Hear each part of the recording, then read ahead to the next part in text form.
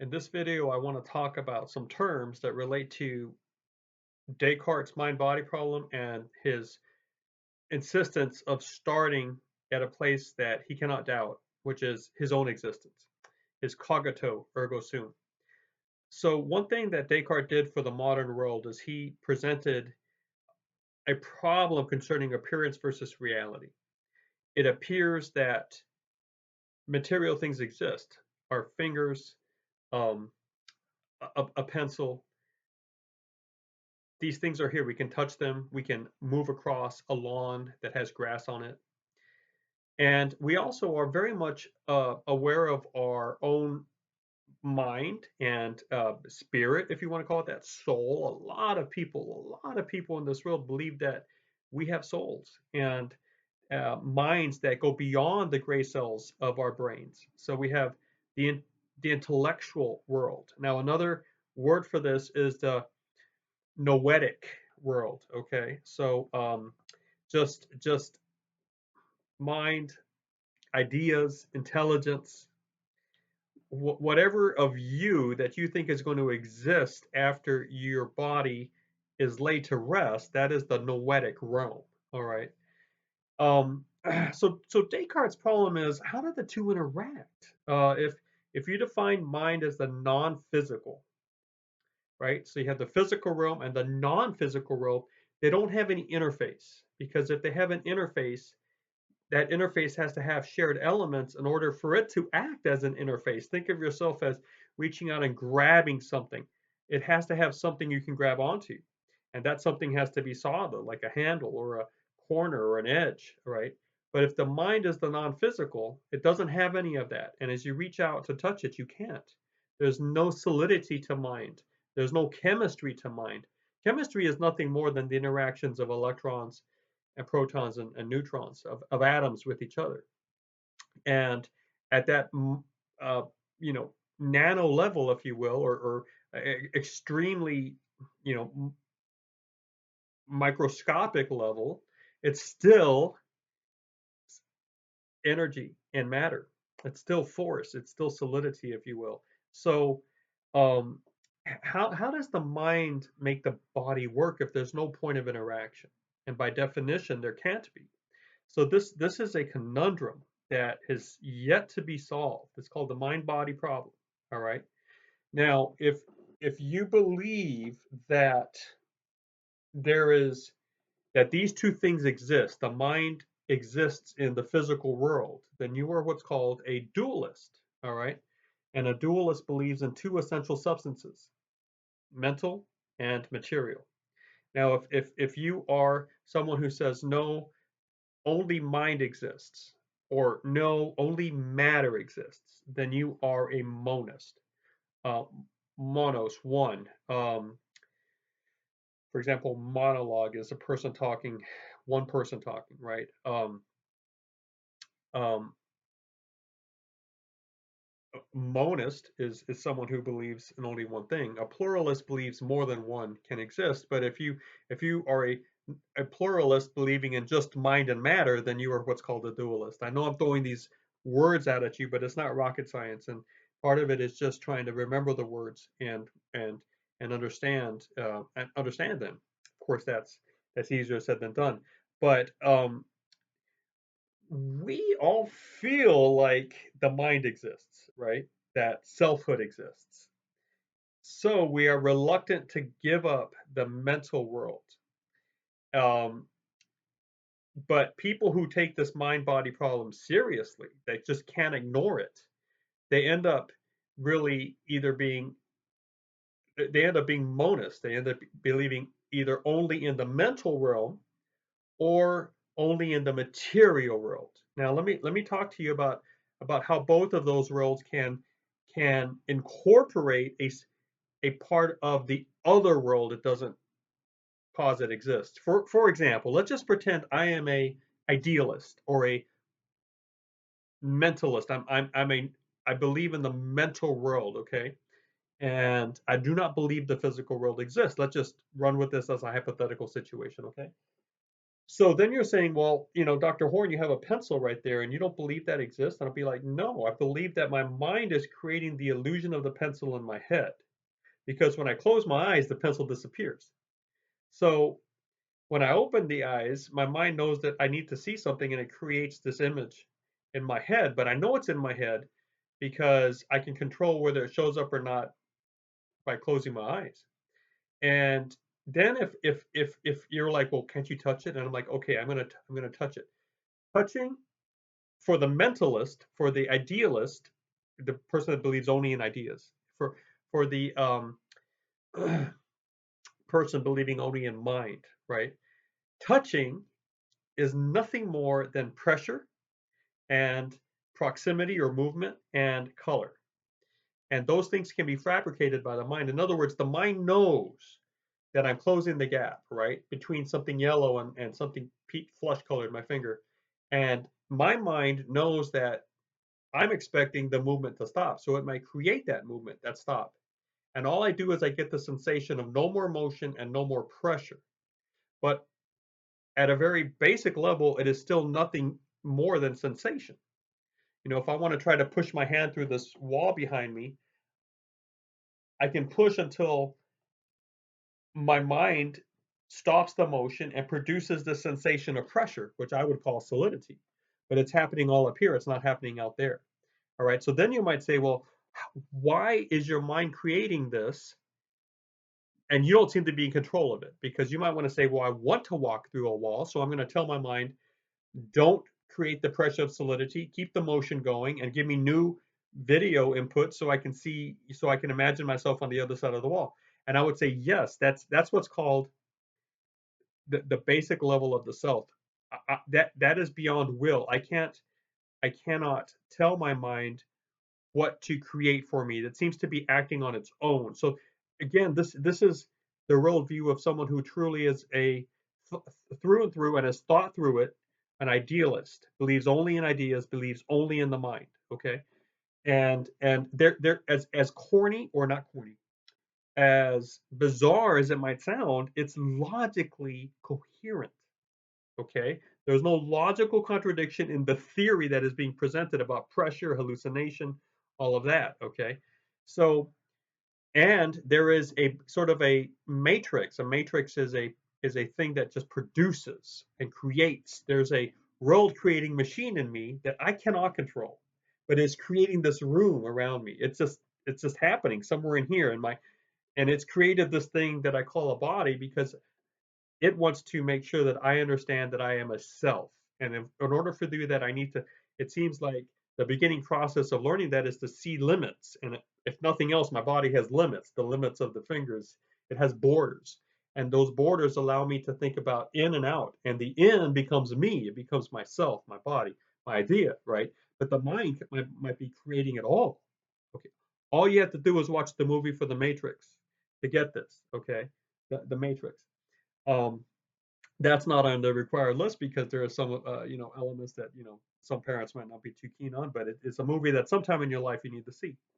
Okay, now for the that is how someone who believes only in the intellectual world, that believes in fact there is no physical universe, it's all a glorious and sanctified and established imaginary in which real selves interact with each other so that deeper intellectual qualities can be developed, like dependency, like love, like salvation.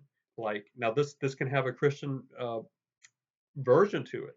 All right, and it's logically coherent. It has its starting points in terms of a theory. That's called your presupposition. Now, you can't get beyond the presupposition. The presupposition is literally your first points that you start with.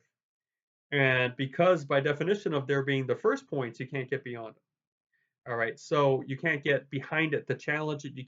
You have to either take it or leave it. And you might look at a statement and it's not able to be proved because it's prepositional, but your heart might embrace it. And so that's why you really are with the values that you have and the way you are. So the prepositions started, the prepositions produce statements that are logically coherent. You get a theory But by golly, you can't prove whether it's right or wrong, and there are other people that disbelieve it and have other theories. For example, if you're a physicalist, if you're a materialist, if you believe only in matter, not mind, only matter, when someone asks you, what is the human being? And the response is atoms, molecules, which are atoms. Protons, electrons, neutrons, and the subatomic particles, whether you want to call them photons, quarks, you know, gluons, all this other stuff. Um, but at the end, it's bits of force along the electromagnetic spectrum, and um, when you get them all together, you get this thing that appears to be solid. And for all practical purposes, we take it as solid. This pencil, we have no trouble saying is solid, but if you want to look at all the empty spaces between the protons and the electrons, and the atoms themselves, it's mostly empty space. Now you can Google that and find out, but we're at a very macro level looking down, and our mind covers over all of that. We can't perceive it, and the pressures present it to us as solid. Okay, but if you think only matter exists, then you have the question is, well, what about the self? What about the mind? Because the mind cannot be a collection of electrons, right? Um, what I mean is, let's use this pencil, okay? Uh, if Let me just ask you, do you believe this pencil can think the way you can think? It's just wood, it's graphite. This is not a trick question, right? The notion would be, no, this pencil can't think.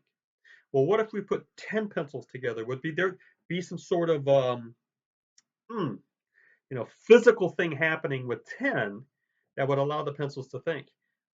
Just as if we were to get, one moon together, well, that's it. But if you get 10 moons, all of us have this huge gravitational pull, and other planets seem to be attracted. If you got 10 pencils, could like primitive thoughts, proto thoughts start happening? But if you got 1,000 pencils, then could the whole collection start thinking? Well, what if you had, I don't know, a trillion pencils or whatever? Just stick 27 zeros behind it or something. Um, would that huge collection of pencils, could it think? Could it think? And if no matter how many pencils you add to it, think of grains, little itty bitty grains of sand. What if you had so many grains of sand that it was the size of this earth? Could it think? Well, then the earth would be thinking, right? What I'm getting at is that there is this notion of, when you put enough atoms together in certain ways, in certain configurations, then something emerges out of the bundle that is called consciousness. Right? It just does. Now, when you ask someone, well, how does it happen? They don't have an explanation. They just have a name for the idea that thought emerges. This is called emergent philosophy, emergent theology. You'll find it that it just means that out of physical elements, what emerges is the self. Maybe out of a huge body of believers of a certain religion, what emerges would be God. This actual power. And each individual would say, no, I'm not God. But somehow the collection changes. The the sum is more than the parts, and something unique happens up there, and all of a sudden you get things up there that the individual parts do not share. And I would just say that if you don't think 3 trillion pencils can think, right? Um, if you don't think one pencil can think, why would you think 3 trillion pencils can think? They're still pencils. Same thing with atoms. Now you can move atoms around a little bit and you get blood. You move them around a little bit more, you get neurons. Move them around a little bit more, you get rods and cones for the eyes. Move them around a little bit more, you get enamel for the teeth. And then you get them arranged just right, and to me, they're still just atoms: electrons, protons, neutrons. So somehow the electrons cannot be interfacing and producing something beyond physical qualities and physical nature. So there is this notion, it's a leap of faith for the materialist that says, well, thought exists because it's somehow an an effect of all these atoms in this particular way, in this particular arrangement. Arrangement matters. That's what a materialist is going to have to say. Because if you take all the atoms that makes Matt Horn and you pull protons and neutrons and electrons and you arrange them a different way, you might get the wall that's behind you. The wall's not thinking. But if you take all those atoms back and mix them and match them just right, and you get blood, enamel, alveoli for the lungs, rods and cones, neurons, uh, bone molecules, muscle fiber, those atoms are being arranged, and then you put them just right. I think you're going to get a body, and then you somehow make this body live, and poof, you know, it's thinking, it's got an identity, and this is a rising from the matter, and it's just that's a very hard. That's a big leap. Okay, so but the thing is, obviously, if there's nothing else, if you really block off everything else, if your presupposition is that there was nothing other than matter, then obviously this does happen because we're thinking. But if you are willing to consider that other things might have been at play in the universe besides just matter, you have, I think, a more cohesive and probable answer to the reason that you are what you are. So, for what I'm getting at with this is that there are a lot of people that just say life is what it is. Let's experience it and let's love it. We're minds living in matter, this material world, and they're never going to really get captured by this question of how the two interact. Now, others that are going to say, well, we're either materialist or we're mentalists. Okay, that it's all mind or it's all matter because the two cannot interact, and obviously it feels like it is interacting. So they're going to try to explain this interaction by producing theories of reality. Um, they're using hermeneutics to try to understand what is underneath and behind it. Right? They're trying to interpret the lived experience, and you end up in a situation where you realize that people have different explanations and theories for how the world works, and you're not going to convince them that they are incorrect, and they're not going to convince you that you're incorrect. In fact, both theories are logically coherent, and who knows why you picked the presupposition and the theory you did, other than your heart leaned toward it. All right. So if someone can direct your heart, or if somehow that heart is first and it embraces, and then the mind believes what it was drawn to in the first place.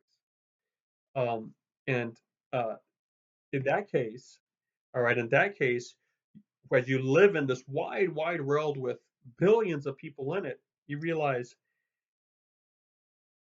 this is very hard to find common ground in the sense of where the universe came from, why are we here, where are we going, who made us, is there value, and what is the value based on.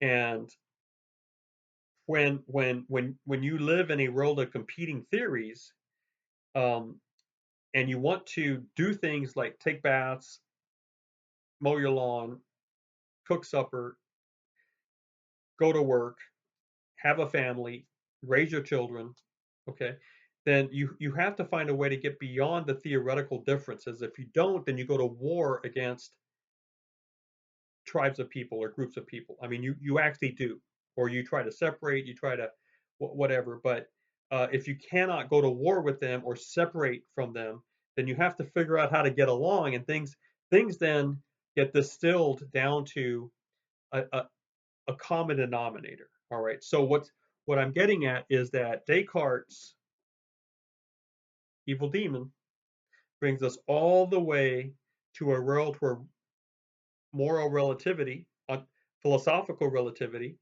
religious relativity is really very prevalent, um, in the sense that there is a pluralism of belief, and each one doesn't know how to prove the others right or wrong. You might think that you do, that you can, but as you get more involved with it, you realize that the theories are what's called equipollent. Okay, now that's a real word, and it's equi like equivalent or equal, and pollent like powerful. Now, That's coming from a Latin word pollere, Pollere, and it means power. But um, equipollent means that these two are equally powerful in the way they can answer questions, the theories, the way they can capture someone's mind or allow them to lead a meaningful life underneath the rubric that they've embraced. Now, notice I didn't say they were equivalent, right, or equal, because they're not the same. Many times, competing ideas are radically different. For example, origins and where did we come from? Some people might say, "What was the Big Bang?" Others might say, "We came from uh, the mind of God. God spoke us into existence." And within those presuppositions, theories are developed that make a lot of sense to each group and allow them then to align values according to those presuppositions. Okay, and their theoretical system allows them to interpret lived life a certain way. They're actually embracing a living hermeneutic as they live out what they believe. And the two combating systems are equivalent. They're going to be equally powerful in the sense of their ability to capture or to answer questions. Now there are some questions that for both sides don't really get answered. For example, if you're a strict materialist, you'll be like, well, honestly, what's the point of it if we're going back into stardust? Why spend so much time creating the arts and you know trying to raise children and then have them raise their children? And you might also ask a materialist, honestly, you don't think that you exist? You don't believe that you have a self or a soul that's going to live after death? I mean, um, chairs don't talk the way you talk, and a bucket of sand, doesn't, with all its accumulated particles, doesn't seem to have the value system that you have. How can your accumulation of molecules really work? And but see, the materialist might ask you, well, you know, why is there evil in the world? If there is a omniscient, omnipotent, omnibenevolent God that's omnipresent, why did a tsunami hit the Rim of Fire nations in December 5th, I think, 2005, somewhere around there, or December 26th, and over 220,000 people died in one morning? And that's just one natural disaster. How would you like to have your children, your neighborhood, your families killed by this wave? And why did God allow it? So, questions abound that are hard to answer for each group. But what happens is there might be a sense where we begin to tolerate the differences, not intellectually but socially, and we don't say, "Hey, everyone's right, nothing matters. Buddhism is right, Hinduism is right, Islam is right, Mormonism is right, Catholicism is right, Lutherans right, Protestants right." Um, we don't just say everybody is right, but we might realize that intellectually, if views are incompatible, one is right, one is wrong, or they might be both wrong. Um, but socially, we might embrace a tolerance that says, let's go down to a deeper level and see if we can find some common area of belief that will guide our actions in community. And it might be something as simple as do unto others as you would have them do unto you, or something as simple as don't steal, don't murder. It does seem to be covered with do unto others as you would have them do unto you. Um, and when it comes to, say, denominations, where one church is going to do it this way and another church is going to do it this other way, or one, you know, those might be just different churches in the same denomination, but the Lutherans might believe this, and um, the Methodists might believe this, and the Pentecostals do this, and the Baptists do this, and the fundamentals do this, and the evangelicals do this, and the more liberal minded do this, and et cetera, et cetera, et cetera. And all the practices might be very, very different. And someone might get frustrated with that and say, can't we all get down lower to the core notions of if you seek God, you will find him, and everyone who does good is from God. Can we operate on that level? And you might find plenty of people that are still very, very interested in that. And when they fill out surveys, they might refuse to identify themselves with a religion or a church, but they might call themselves spiritual because they don't want labels anymore. They just want to see if they can find a living deity that they can learn about and see and interact with. So those these are all things to keep in mind. But that old mind body problem did a number on a Western modern civilization from about 1650 onward, and interesting things have come from that. We'll talk more about that later.